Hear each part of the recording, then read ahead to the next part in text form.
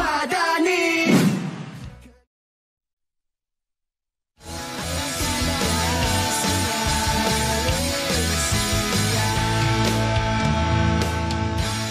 Bersua kembali di Apa Khabar Malaysia. Menarik untuk kita kongsikan bersama dengan anda tentang Hari Keselamatan Makanan Sedunia 2023. Untuk pengetahuan anda, Hari Keselamatan Makanan Sedunia 2023 ni disambut setiap 7 Jun setiap tahun, seperti yang telah pun diisytiharkan oleh PBB, Persatuan Bangsa-Bangsa Bersatu, bagi atas tujuan untuk meningkatkan kesedaran terhadap keselamatan makanan itu sendiri. Baiklah, untuk bercakap tentang Hari Keselamatan Makanan Sedunia 2023 ni, kita bersama dengan Pegawai Teknologi Makanan, Bahagian Keselamatan dan Kualiti Makanan, Jabatan Kesihatan WPKL dan Putrajaya Kementerian Kesihatan Malaysia, iaitu Encik Syamil A. Samad. Selamat pagi. Selamat pagi, Cik. Terima kasih kerana sudi meluangkan masa. Sama-sama. Baik, menarik untuk kita bercakap tentang ini. Mungkin secara ringkas, apa itu sambutan Hari Keselamatan Makanan Sedunia untuk tahun 2023 ni, apa yang istimewanya? Okey, terima kasih Cik dan Izu. Bismillahirrahmanirrahim. Assalamualaikum warahmatullahi wabarakatuh dan salam Malaysia Badani diucapkan kepada semua penonton Apa Khabar Malaysia pada hari ini. Suka saya nak wish lagi sebenarnya selamat Hari Keselamatan Makanan Sedunia tahun 2023 kepada semua penonton-penonton pada hari ini. Sebenarnya untuk makluman Cik dan juga Izu, Hari Keselamatan Makanan Sedunia ini disambut setiap tahun lah, seperti yang diisytiharkan oleh Pertubuhan Bangsa-Bangsa Bersatu atau United Nations, bagi memberikan kepentingan ataupun memberikan kesedaran kepada setiap yang terlibat dalam rantaian makanan ini, bermula daripada pengusaha kepada penerima makanan itu sendiri sampailah pada pengguna akan kepentingan keselamatan makanan. Untuk pengetahuan Cik dan Izu juga, sebenarnya menurut WHO ataupun Pertubuhan Kesihatan Sedunia mengatakan bahawa setiap tahun ni terdapat 600 juta orang jatuh sakit dan juga 420,000 orang telah pun meninggal dunia disebabkan oleh pelbagai penyakit keracunan makanan lah contohnya lah, dan ini sebenarnya agak membimbangkan lah. Jadi signifikannya sebenarnya sambutan Hari Keselamatan Makanan Sedunia ni disambut setiap tahun bagi memberikan kesedaran kepada semua pihak lah akan pentingnya keselamatan makanan ni dalam memastikan kesihatan awam dan juga melindungi kita punya kesetaraan secara khususnya lah. Dan saya nak kongsikan sebenarnya dengan Cik dan Izu ni, kita punya tahun ini punya tema adalah Food Standard Safe Life. Kita bermula dengan tahun 2019 hingga tahun 2020 kita menggunakan tema Food Safety Everyone Business. Kemudian pada tahun 2021 kita bertukar pada tema kepada Safe Food Today for Healthy Tomorrow. Kemudian pada tahun lepas tema kita adalah Safer Food Better Health. Tapi keunikannya pada tahun ini kita telah menukar tema tersebut, WHO telah menukar tema tersebut kepada Food Standard Safe Life. Ada sebabnya kenapa tema Food Standard Safe Life itu digunakan untuk tahun inilah. Apakah sebabnya? Sebab mengikut tema Food Standard Safe Life, adakah satu standard yang perlu diletakkan kerana makanan-makanan sebelum ni tak mengikut standard untuk menyelamatkan manusia? Okey, macam ni Cik dan Izu, sebenarnya saya rasa ramai mungkin antara kita yang tidak sedar pun sebenarnya setiap makanan yang ada dijual di pasaran di Malaysia dan di seluruh dunia ni sebenarnya perlu mematuhi standard-standard yang ditetapkan oleh Malaysia sendiri, oleh kerajaan Malaysia sendiri dan juga standard antarabangsa lah. Di sini saya nak tekankan di sini tema ini dipilih, Food Standard Safe Life. Tema ini dipilih untuk meningkatkan kesedaran kepada setiap yang terlibat di sepanjang rantaian makanan ni, bermula pada ladang sehinggalah kepada ke meja makan. Orang kata daripada kita tumbuh, kita tanam pokok tersebut sampai ke mulut kita ini, kita kena mementingkan keselamatan makanan lah untuk menghasilkan makanan yang bersih, berkualiti, selamat untuk dimakan oleh pengguna lah. Jadi sebenarnya Food Standard Safe Life ini menekankan bahawa usaha bersepadu perlu dibuat oleh semua pihak yang berkepentingan dalam rantaian makanan ini, dari pengeluar sampailah kepada pengguna, untuk memastikan hanya makanan yang selamat sahaja dapat sampai kepada kita lah. Jadi sebenarnya kenapa dibuat ataupun diadakan Food Standard Safe Life tahun ini oleh WHO adalah kerana sebenarnya ia bertepatan dengan sambutan ke-60 Codex Alimentarius Commission ataupun katanya Codex. Saya nak terangkan di sini sedikit lah. Codex Alimentarius Commission ni adalah satu badan penetapan standard makanan antarabangsa yang menetapkanlah sebenarnya kita punya standard makanan ni, apa yang boleh dalam makanan ni, apa yang tidak boleh, apa paras minimanya. Dan sebenarnya kalau di Malaysia sendiri kita ada akta untuk standard makanan itu sendiri, iaitu Akta Makanan 1983 dan juga Peraturan-Peraturan Makanan 1985 lah, dan ada 6 peraturan di bawahnya lah yang kita perlu patuhi di situ. Dan kita dapat sedar dekat sini ada di antara kita, masyarakat kita yang tidak tahu pun, tak ambil cakna pun tentang standard makanan itu sendiri.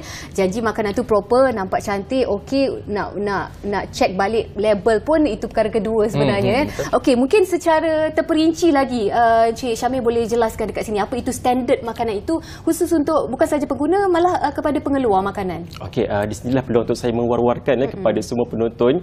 Standard ini adalah sangat penting. Ialah satu bentuk dokumen yang menggariskan segala keperluan untuk daripada pengeluar sehinggalah kepada pengilang pengeluar makanan tersebut untuk mematuhi standard-standard telah ditetapkan. Maksudnya dalam setiap standard itu ada digariskan apa paras minima contohnya untuk logam berat, apa paras minima untuk residu racun perosak, paras minima untuk residu dadah veterina, paras minima kita tahu pengawet, ada pengawet asid benzoik lah, ada asid borik lah, macam-macam pengawet yang kita ada, kita tahu. Kemudian sebenarnya setiap pengawet itu tersebut ada paras minima dia, ada pengawet yang dibenarkan, ada pengawet yang tidak dibenarkan. Kemudian ada juga bahan-bahan tertentu yang boleh ditambah dalam makanan-makanan kita tetapi mengikut paras minima yang telah ditetapkan oleh standard itu sendiri. Jadi itu adalah sebenarnya standard makanan. Jadi sebenarnya standard makanan ini perlulah dibuat ataupun diwujudkan, dibangunkan oleh pihak-pihak berkepentingan seperti Kementerian Kesihatan Malaysia sendiri dan juga di Peringkat Antarabangsa adalah Codex Alimentarius Commission itu berdasarkan bukti saintifik. Bukannya kita nak buat suka-suka lah, kita rasa dia tak boleh, kita kata tak boleh, tak macam tu. Ia berdasarkan bukti saintifik yang sahih, berdasarkan kajian-kajian semasa dan juga berdasarkan perkembangan teknologi semasa.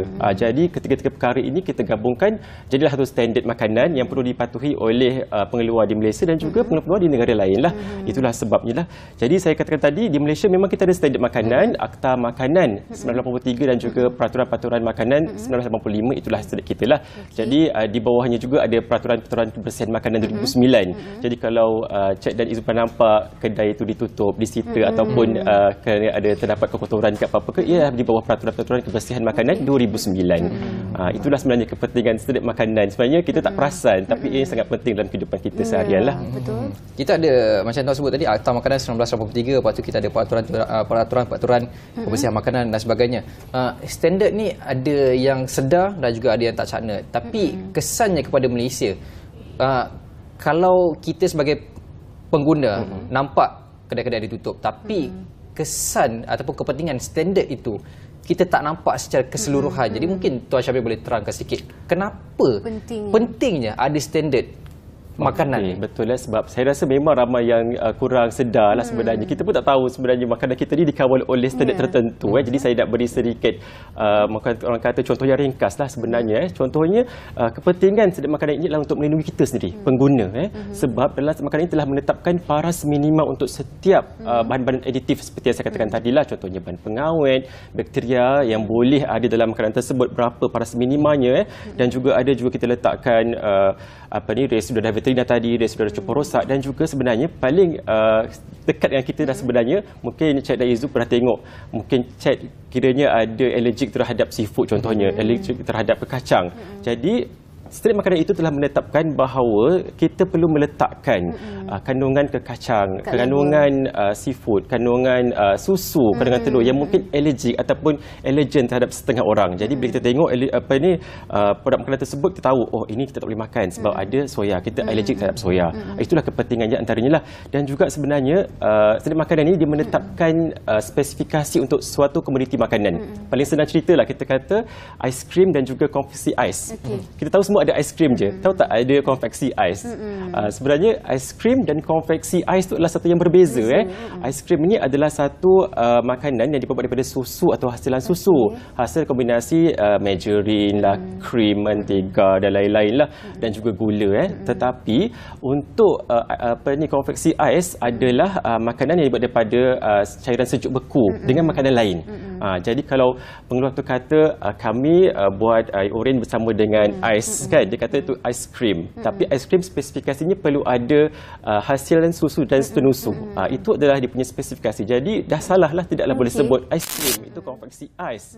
Jadi ia memberikan perlindungan kepada pengguna lah. Banyak lagi contoh-contoh yang kita boleh berikan lah sebenarnya. Jadi pengguna ni terlindung dengan standard makanan ini supaya tak tertipu lah. Makanan ini sebenarnya ice cream, sebenarnya konfeksi ais tapi sebenarnya ice cream. ataupun aiskrim adalah konveksi ais.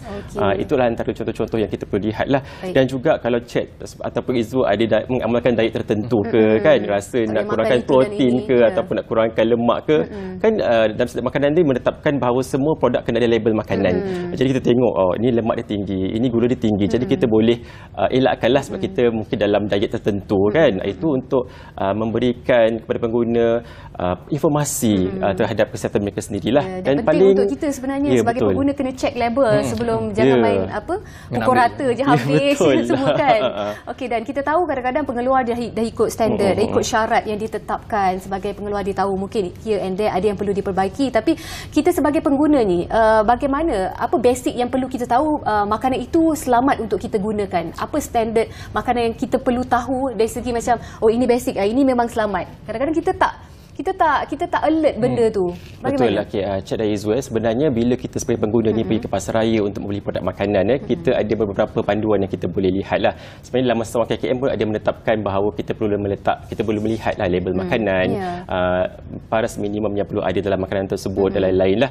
Dan paling mudah sebenarnya kalau kita pergi ke pasaraya ke untuk membeli produk-produk ini, kita boleh lihat logo-logo persijilan yang ada pada produk tersebut. KKM sendiri mengeluarkan pengiktirafan ataupun persijilan seperti persijilan HACCP ataupun Hazard Analysis Critical Control Point, ataupun mesti makanan selamat tanggungjawab industri dan juga GMP, Good Manufacturing Practice. Jadi paling mudah tengok ada logo-logo tersebut. Sebenarnya KKM telah pun membuat verifikasi, membuat audit, membuat pemantauan terhadap kilang-kilang yang mengeluarkan produk makanan tersebut untuk memastikan mereka hanya menghasilkan makanan yang berkualiti dan juga selamat untuk dimakan. Kalau Cik dan Izzu pergi ke kedai makan ke premis makanan, boleh cari logo best, bersih, selamat dan sihat. Sebenarnya bila kita ada logo best tu, kita telah pun melawat, kita dah verifikasi, membuat audit kepada premis tersebut, dan insya-Allah lah premis tersebut telah pun mematuhi keperluan standard makanan dan juga mengamalkan kebersihan yang baik. Andai kata produk yang mungkin kita tak kenal brand dia, agak popular, banyak di pasaraya, tapi tak ada logo HACCP, tak ada logo mesti, best dan sebagainya. So adakah itu juga satu kesalahan sebab tak dapat standard makanan yang telah ditetapkan?